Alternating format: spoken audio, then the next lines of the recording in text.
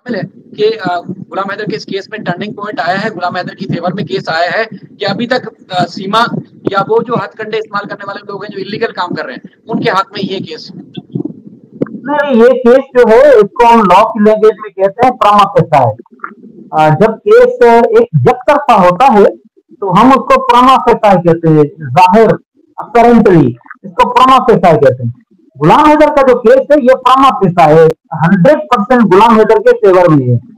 सीमा की तरफ इस केस का झुकाव नहीं है, 0% झुकाव है। सीमा की जो शादी है वो जो नल एंड वाइड है, सीमा इलीगली एंट्रेंस हुई हिंदुस्तान में, ये भी परामर्श देता है। तो ये केस अगर हम कहें कि सीमा के फेवर में जाएगा तो ये बिल्कुल गलत होगा। 100% केस गुलाम हैदर के फेवर में है। बस देर इतनी है कि केस जल्दी वाइंड अप हो, वाइंड अप होने की तरफ जाए तो ये यकीनन जो है गुलाम हैदर की तरफ जो है वो फैसला जरूर आएगा। बिल्कुल। तो फैसला तो आएगा, मसला ये है कि जाएगा और वहां जाके फाइट करे तभी कुछ हो सकता है, वरना तो आप जैसे कहते हैं ना कि ऐसा लगता है कि गुलाम हैदर के हक में या कानूनी तौर पर उसके हक में है, लेकिन मसला ये है कि दूसरी तरफ ढिठाई का अवसर है, ढिठाई है बहुत ज्यादा। जी, आप बिल्कुल सही कह रहे हैं। इम्प्लीमेंटेशन होती है। देखिए इसमें इसमें कुछ इश्यूज ये भी हैं। एक तो देखिए वीजा का मामला है, हिंदुस्तान का वीजा मिलना इतना इजी नहीं है। हाँ, मोमिन मलिक साहब ने इनवाइट जरूर किया, इंशाल्लाह गुलाम हैदर जाएगा। अब वहां पर बिलिंग टैक्स जो है ना वो हो सकता है अडॉप्ट किए जाए, लेकिन उसके लिए भी मोमिन मलिक साहब को हमने गाइड किया है। मोमिन मलिक साहब से मजीद हम रास्ते में रहेंगे, उसको गाइडेंस देंगे कि बिलिंग टैक्सेस को कैसे रोका जाए जब गुलाम हैदर हिंदुस्तान की सरहदों के अंदर हो केस प्रोसीड करने के लिए। तो ये इशू है, इसको हम रिजॉल्व करेंगे। इसमें कानून जो है उसमें बिल्कुल गुंजाइश है और हिंदुस्तान के कानून पर मेरी गहरी नजर है। अल्हम्दुलिल्लाह मेरे हमारे हिंदुस्तान के काफी लायर दोस्त हमारे से रास्ते में भी होते हैं, वो बड़ी अच्छी तरह जानते हैं। वो उसमें काफी वो तो ये कहते हैं कि अगर कानून हमारा, संविधान हमारा, आप हमसे ज्यादा जानते हो, वो काफी दोस्त कहते हैं मुझे ये भी। तो हमें पूरी गहरी नजर है हिंदुस्तान के कानून पर। तो हम इंशाल्लाह मिलके मोमिन मलिक साहब और हम मिलके जो है वो काम करेंगे। आगे जब केस प्रोसीड होगा उसमें जब एविडेंस लीड होगी या जितने भी डॉक्यूमेंटेशन होंगे तो उसमें हम जरूर उसको आगे देंगे। अगर जरूरत पड़ी तो वीडियो लिंक पर हम एविडेंस रिकॉर्ड करेंगे, क्योंकि ये जो डॉक्यूमेंटेशन की जितनी सर्टिफाइड ट्रू कॉपीज है वो मैंने निकलवाई है। गुलाम हैदर के केस में जो निकाहनामे की कॉपी है वो मैंने निकलवाई है एप्लीकेशन देके। गुलाम हैदर के केस में जो मैरिज सर्टिफिकेट है वो भी मैंने निकलवाई है सर्टिफाइड ट्रू कॉपी। वो पहले से बना हुआ था भाई, गुलाम हैदर का निकाहनामा और मैरिज सर्टिफिकेट और सर्टिफाइड ट्रू कॉपी, क्योंकि गुलाम हैदर वहां रहता था, सीमा हैदर सारे कागजात लेके चली गई। उसके जो सर्टिफाइड ट्रू कॉपी है जिसको पीटीसी बोलते हैं वो मैंने एप्लीकेशन देके, आप शायद आपको भी पता, मैंने निकलवाई। तो अगर हिंदुस्तान की अदालत को अगर कोई एविडेंस चाहिए तो वीडियो लिंक पर मैं हाजिर हूँ भाई। वो जो क्लर्क हैं वहां की लोकल एडमिनिस्ट्रेशन के, हम उनसे भी वीडियो लिंक पर एविडेंस देंगे। तो अगर इस केस में एविडेंस की बात है तो वो कामा से का केस है। 100% केस जो है वो गुलाम हैदर के हक में है। बच्चों की हवालगी का जो केस है वो भी गुलाम हैदर के हक में ही जाएगा इंशाल्लाह। गार्जियन एंड वार्स का जो ट्रूथ है वो फेवर में जाएगा, क्योंकि गार्जियन मौजूद है, बायोलॉजिकल गार्जियन मौजूद है। गुलाम हैदर, सीमा हैदर का ये दावा कि मैं हिंदू बन चुकी, मेरे बच्चे भी हिंदू बन चुके हैं, उसका बड़े में बड़ा दावा है कि मेरी तलाक हो चुकी और मैं हिंदू बन चुकी। अब हिंदू लॉ है, हिंदू लॉ में ये है कि लड़की अगर है शादी तलाक लेती है, डाइवोर्स लेती है, तो बच्चे अल्टीमेटली वालिद के पास चले जाएंगे।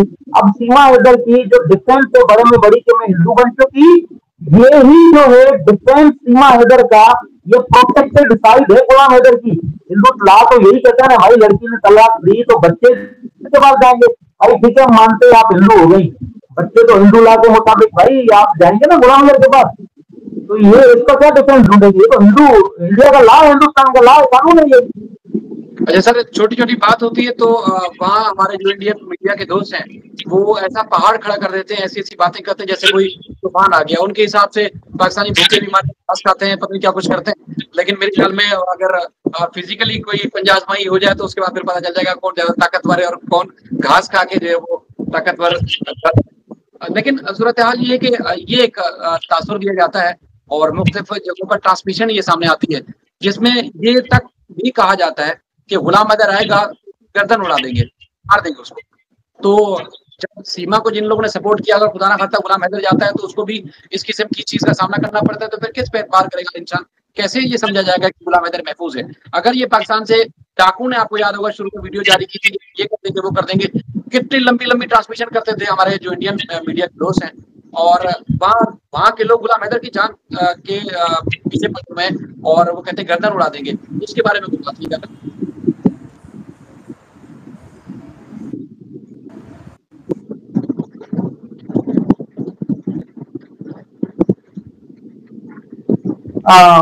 शायद सबसे पहले तो ये मीडिया पर मैंने भी देखा है कि ये दिखाया जाता है कि पाकिस्तान भूखे मर रहे हैं, नंगे हैं वगैरह वगैरह दिखाया। ऐसी पाकिस्तान में कोई सिचुएशन नहीं है। यहाँ पर अल्हम्दुलिल्लाह एग्रीकल्चर कंट्री है पूरा, यहाँ पर कोई भी गैराबाद जमीन नहीं है, यहाँ पर बिजनेस हब है। कराची से लेके हैदराबाद, सक्खर से फैसलाबाद से लेके लाहौर तक पूरा पाकिस्तान का जितना बेल्ट है, कश्मीर तक।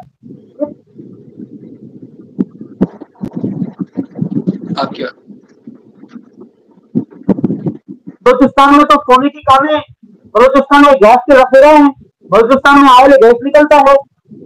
सिंध में जहाँ पूरा एग्रीकल्चर कंट्री है, पूरे पाकिस्तान को वो पूरा कराची जो है वो पूरे पाकिस्तान के बराबर है। सिर्फ एक शहर ही है, पाकिस्तान की कमाई पूरी की तो अलग, सिर्फ कराची की एक की कमाई पूरे पाकिस्तान के बराबर है। कराची से लेके कश्मीर तक पूरा एग्रीकल्चर और इंडस्ट्रियल जोन है। ये इंडिया से जो दिखाया जाता है बिल्कुल गलत दिखाया जाता है। बिल्कुल झूठ। हम तो देख के हंस रहे होते हैं, हम तो हंस रहे होते हैं कि हिंदुस्तान के लोगों को कैसे जो है माइंड डाइवर्ट किया जाता है कि हिंदुस्तानी जो पाकिस्तानी भूख मर रहे होते हैं वो कंगाल हो चुके हैं, हिंदुस्तान बड़े खुश होते हैं। ऐसा बिल्कुल भी भाई नहीं है। आप जो है वो भूल में ऐसा नहीं रहिएगा कि पाकिस्तानी बड़े खुशहाल लोग हैं। आप अगर दुबई जाएंगे, अमेरिका जाएंगे, इंग्लैंड जाएंगे, जर्मनी, फ्रांस जाएंगे, ज्यादा से ज्यादा जो प्रॉपर्टी है वहां की, जो बिजनेस है वो पाकिस्तानियों का है। तो ये गलत मीडिया पर दिखाया जाता है। दूसरी बात ये कि वो डाकू उनका जो ये जितना भी ये दिखाया जाता है, ये पाकिस्तान में टिकटॉक मनाते हैं बच्चे। वो पाकिस्तान में वो टिकटॉक, हिंदुस्तान में तो पाबंदी है, वो हथियार लेके बच्चों से लेके बड़े स्ट्रगल करते हैं। कुछ लोग हैं यहाँ पर वो टिकटॉक बनाते हैं, वीडियोस बनाते हैं, और टेली फिल्में बनाते हैं, और यूट्यूब की फिल्में बनाते हैं। वहां से उन्होंने वो कोई क्लिप उठा के वो उन्होंने वो कर दिया होगा कि हम डाकू हैं। ये बहुत सारी वीडियोस हैं, मैं आपको भेजूंगा, जो टेली फिल्में बनी हुई है जिसमें वो काफी डाकू होते हैं, वो डायलॉग लगाते होते हैं, फिल्में बनती है, मदाइया बनती है, सीरियल बनती है। सीमा हैदर पर भी बनाई गई है। ऐसा कुछ भी नहीं है, डाकू वाकू कोई नहीं है, कोई सीमा को थ्रेट नहीं है। तो ये अजीबोगरीब बातें होती है। बाकी रही गुलाम हैदर की बात, अगर वहां पे जाएगा तो ऐसा बिल्कुल भी नहीं है। हिंदुस्तान की जो है वो वहां पर पिटीशन भी हम प्रोटेक्शन की फाइल करेंगे। वहां पर आर्टिकल 21 जो इंडियन संविधान है वो तो प्रोटेक्शन तो देता है। अब मजीद उसको इम्प्लीमेंटेशन के लिए हम रिट पिटीशन में जाएंगे। ग्रेट आया है तो अल्हम्दुलिल्लाह उसको प्रोटेक्शन स्टेट भी मुहैया करेगी। उसको हम फिर रिट पिटीशन की तरफ भी जाएंगे। प्रोटेक्शन गुलाम हैदर को जरूर हम मोमिन मलिक साहब के थ्रू जो है वो जरूर उसको दिलाएंगे। अच्छा नशावत से ये सब मैं बात इसलिए कर रहा हूँ क्योंकि उन्होंने ये तासर बना रखा है कि जो इतना झूठ बोलो कि सच लगने लग जाए।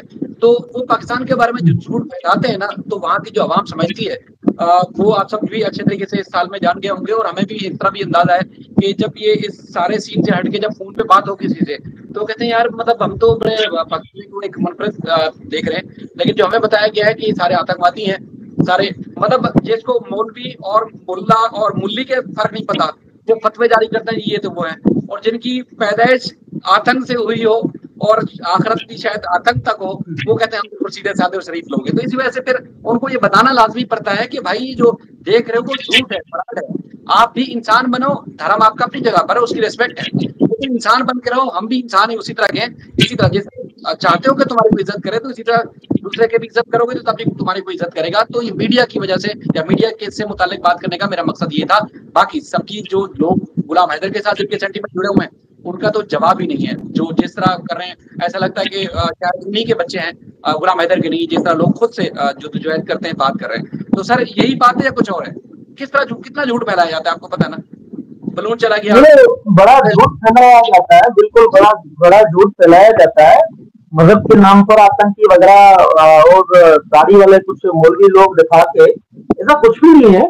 ये जो लोग दिखाते हैं या जितने आपके जहन में आतंकी हैं, उससे अगर मैं आपको बताऊंगा तो आप तो मेरे नाम से पता नहीं क्या कहेंगे भाई। मैं सऊदी अरेबिया मक्के में रह के आया हूँ, उमरा करके आया हूँ, हज करके आया हूँ, मक्के मदीने में मैंने तो दाढ़ी नहीं रखी, 5 वक्त नमाज पढ़ता हूँ, मैं तहज्जुद पढ़ता हूँ। नहीं तो समझे? अगर मैं वो तो सारे मुसलमान हम कहते हैं, तो मैं कोई बन जाऊंगा ना, आतंकी बन जाऊंगा क्या? मैं मुसलमान हूँ, मुझे फख्र है, मैं मुसलमान हूँ, नमाज पढ़ता हूँ, हज उमरा करके आया हूँ, मुझे फख्र है, मस्जिद में जाता हूँ, कुरान पाक पढ़ता हूँ।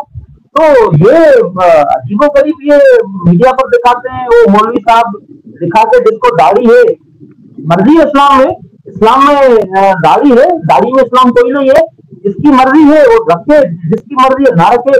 कुछ वक्त तो मैंने भी रखी थी दाढ़ी में, आपके साथ इसमें आपके जो कमेंट बात है इसमें मैं जरूर फोटो शेयर करूंगा जिसमें मुझे दाढ़ी रखी हुई है। मक्का मदीना के भी मैं फोटो शायद आपके इसमें शेयर करूंगा, लोग भले देखें, जरूर देखिएगा। तो जिसकी मर्जी है दाढ़ी रखे ना रखे, तो मौलवी साहबान जो है मस्जिद में नमाज पढ़ते हैं, मदरसे वाले बच्चे उनको फोटो निकाल के ही आतंकी है। भाई मैं तो यहाँ का जिम्मेदार शहरी हूँ पाकिस्तान का, मैं सुप्रीम कोर्ट का वकील हूँ, दाढ़ी तो मुझे भी थी, क्या मैं आतंकी हूँ क्या? हाँ, असला हम सेल्फ डिफेंस के लिए तो हम असला रखते हैं, हमारे पाकिस्तान में तो कानून है सेल्फ डिफेंस का, सेक्शन 90, सेक्शन 89, सेक्शन 91, 92 से 100 सेक्शन तक पाकिस्तान पीनल कोड का सेक्शन है, उसमें सेल्फ डिफेंस का हमें हक दिया गया कानून में। पाकिस्तान के आइन में आर्टिकल 9 हमें हक दिया गया सेल्फ डिफेंस का। भाई हम असला अगर रखते हैं तो सेल्फ डिफेंस के लिए रखते हैं, पूरी दुनिया में रखते हैं लोग, इसमें क्या हिंदुस्तान में नहीं रखते? लाइसेंस दिए जाते हैं, हम लाइसेंस वाले रखते हैं, इसमें कोई आतंकी थोड़ी है।